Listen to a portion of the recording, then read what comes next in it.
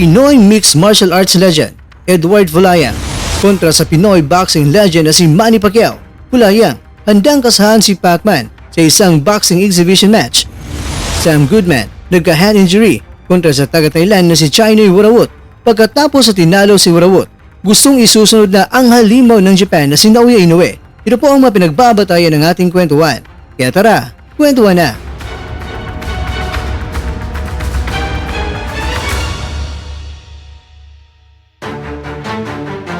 Dahil kay Floyd Mayweather Jr., marami na ang musbong at gumaya na magkakaroon ng exhibition boxing match mula sa mga sikat na mga mixed martial artist kontra yan sa mga boksingero. Kaya naman, dumating ang punto ng former one lightweight MMA world champion na si Fulayang ay nagpahayag ng kanyang pagkainteresado na palaga ng boxing legend na si Manny Pacquiao.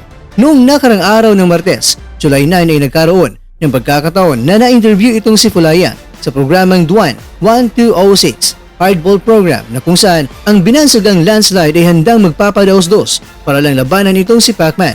Dahil ayon sa kanya, kung ang pag-uusapan ay patungkol sa atletang mga Pinoy, ang pangalan kagad na nalilitaw ay ang pangalan ni Pacman sa isipan ng ating mga kababayan o di kaya kahit pa mga dayuhan mga kakwento ang tatanungin. Kaya nga tinawag ni Fulayang si Pacman na siya ang gold standard kung palakasan ng ating pag-uusapan sa ating bansa. Kaya kung talagang bibigyan siya ng isang pagkakataon na magharap si Pacman ay bakit ayaw siya o hindi niya tatanggapin ang pambirang offer? Dahil para kay Fulayang, ito ay itinuturing niya na isang malaking karangalan na harapin ang boxing legend na si Pacman.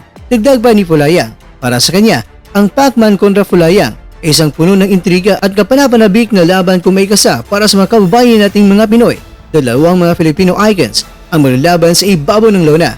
At saka, at the end of the day, ayon kay Fulayang, ito ang isa sa mga mitiin niya sa combat sports na dalhin ang mga tao sa isang okasyon at bibigyan ng isang napaka-the best na matchup. Kaya nga para kay Fulayang kakwento ay talagang magandang laban ito kung matutuloy at nakakasiguro siya na maraming mga Pilipino ang tatangkilik sa laban na ito. Pero ganoon pa man ayon kay Fulayang, ang target niya ngayon ay ang muling pagbabalik sa One Championship dahil may 2-event United States Tour ito yung buwan ng Setyembre at Nobyembre.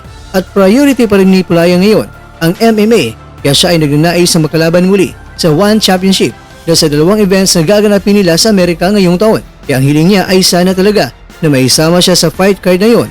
Ikaw kukwento, kung sakaling may kasa ang laban na ito, Pinoy MMA legend kontra sa boxing Pinoy legend, kaya kayang gulatin ni Fulayang si Pacman o dahil boxing ang laban ay talagang mangingibabaw pa rin itong si Pacman. At higit sa lahat kukwento, isa ka rin ba na gusto na may kasa ang laban na ito? Sige nga, pakicomment mo naman ang opinion mo sa ibaba. Samantala, tagumpay via unanimous decision ang 25 anyos si Goodman sa laban niya kontra kay Chinoy Wurawut noong Miyerkules July 10 Pinas time at ang laban ay ginanap sa baluarte ni Goodman sa Australia 119-109, 117-111, 117-113. Ito ang mga naging score ng mga hurado. Kaya naman itong si Goodman ay may kartada na ngayon na 19 wins, wala pa rin talo at may 8 knockouts habang itong si Wurawut naman ay nakatikim ng kanyang unang talo at meron na siyang 25 wins, 1 loss, 1 draw at 50 knockouts. Kaya lang, marami naman ang nagtataka dahil medyo nakulangan sila sa pinakitang performance si Goodman sa laban kontra yan sa taga-Thailand. Kaya pagkatapos ng laban kakwento yaba, inamin ni Goodman na sa round 4 pa lang ay nagkaroon na siya ng hand injury. Kaya naman habang tumatagal ang laban, ay mas lalong sumasakit ito. Kaya doon na medyo nababawasan ang kanyang mga ibinabato sa laban. Pero para sa aking kakwento ay tila ba wala namang injury na iniinda itong si Goodman. Dahil kung napanood natin talaga ang buong laban nila ay talagang nakikipagsabayan pa nga siya kay Wurawut na tila ba pinapatunayan niya na may knockout power din siya. Kaya parang sinusubukan niyang pabagsakin ang kalaban. Pero nabigo man si Goodman na manknockout si Wurawut. Pero sa puntos naman ay naipakita niya ang malaking agwat ng dalawa.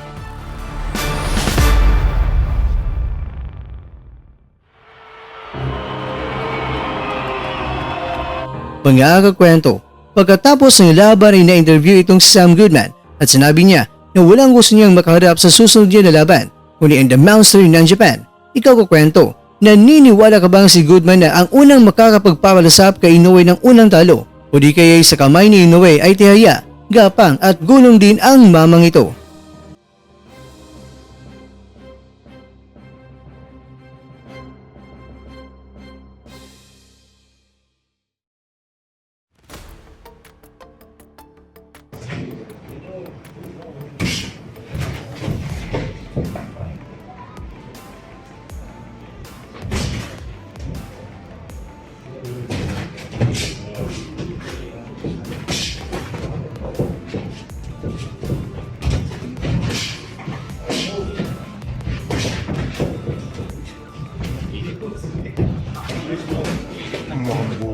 ni Basta. Grabe footwork na yan. Oh, nice.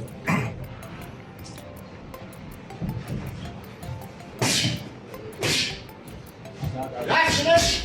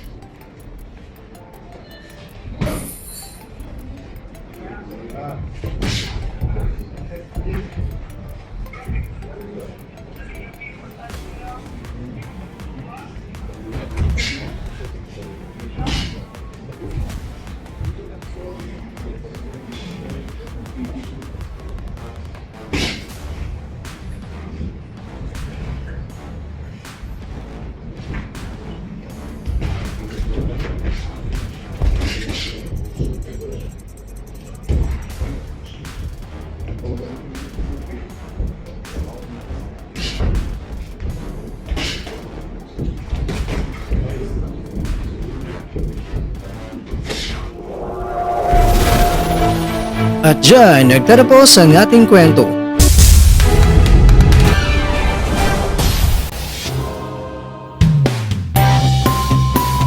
Maraming salamat mga kakwento sa inyong panunood. Pero baka naman mga kakwento ay nagustuhan niyo po ang kwento natin ngayon. Baka pwede niyo po akong mabigyan dyan ng like, subscribe at pa-click na rin sa bell button. Pero bago tayong tatapos mga kwento ay syempre, shoutout po muna tayo dyan sa ating mga kakwento. Kay kakwentong Good Boy, kay kakwentong Ben Cantos, kay kakwentong User, at kakwentong nanonood ngayong shoutout siya dyan. Bueno, hanggang dito na po muna ang ating kwentuhan. At abangan nyo lang po ang ating susunod na video. At dito na po yan sa isang channel na kung saan maaaring ito'y mga kwentong di pa na kwento sa inyo.